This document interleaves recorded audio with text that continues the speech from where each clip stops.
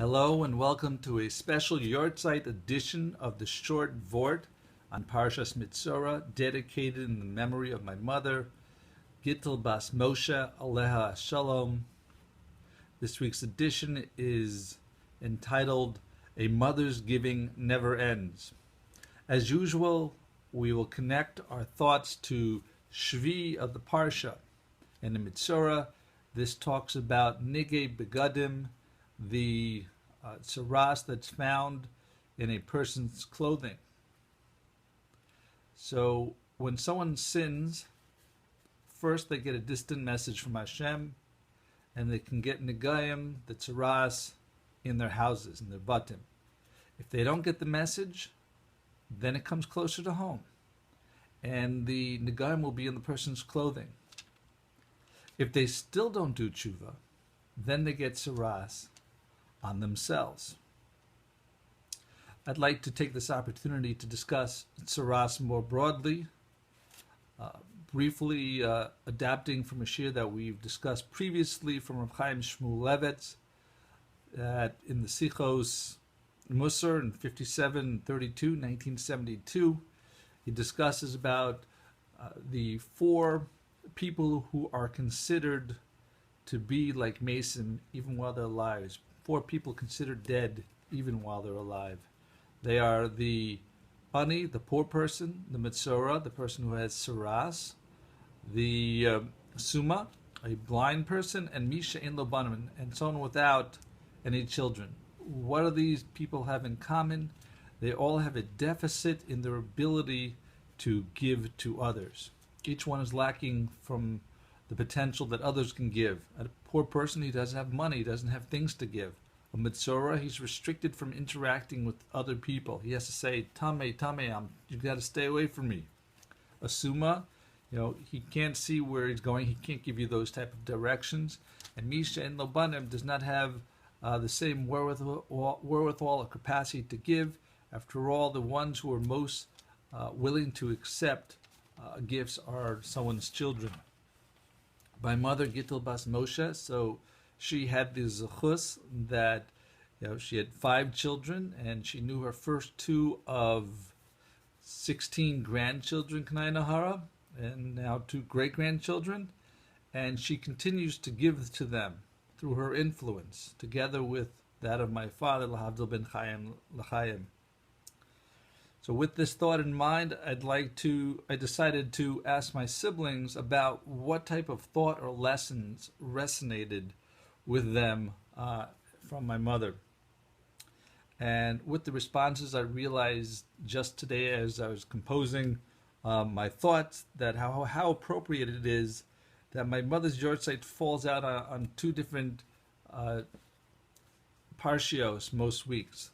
That's either on Metzora, which is this week, or sometimes it comes out on Parsha Tzav, and I'll explain this a little bit later.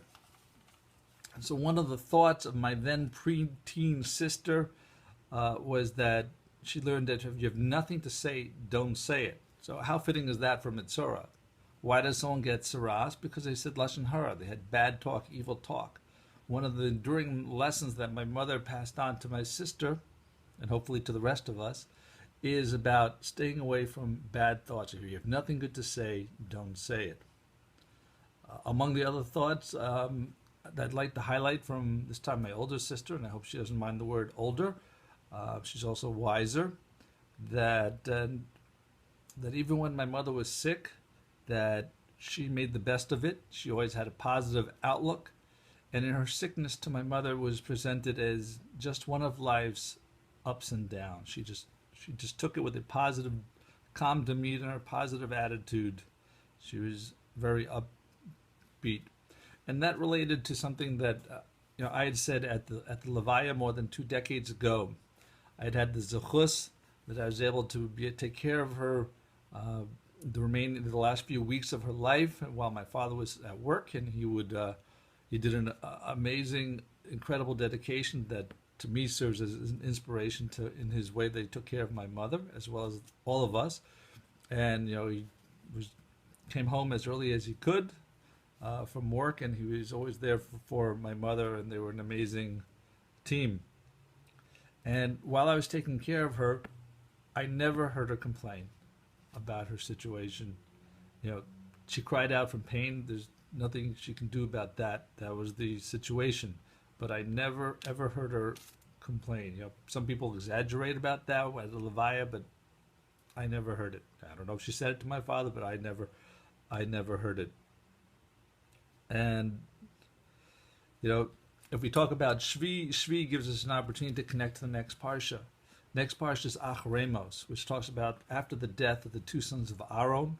And that actually brings us back a few weeks to the Parsha after Tzav, which is our other Yahrzeit Parsha.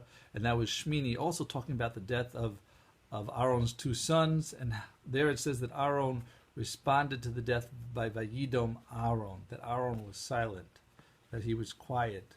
He didn't complain. And I think that if I could have the gall to say such a thing, that in a certain sense, my mother was better than Aaron HaKohen, because Aaron was silent about the loss of other people's lives. But my mother was silent and didn't complain even as she was in her terminal illness. So, you know, my mother gave other important lessons to us about what to say and what to do. But I think it's very fitting that it comes out in Metzora, the Parsha, that talks about telling us about what not to say. The importance of not saying something that shouldn't be said, whether it's saying something bad about someone or not complaining, which is as important as saying the right things that should be said and the right things that should be done.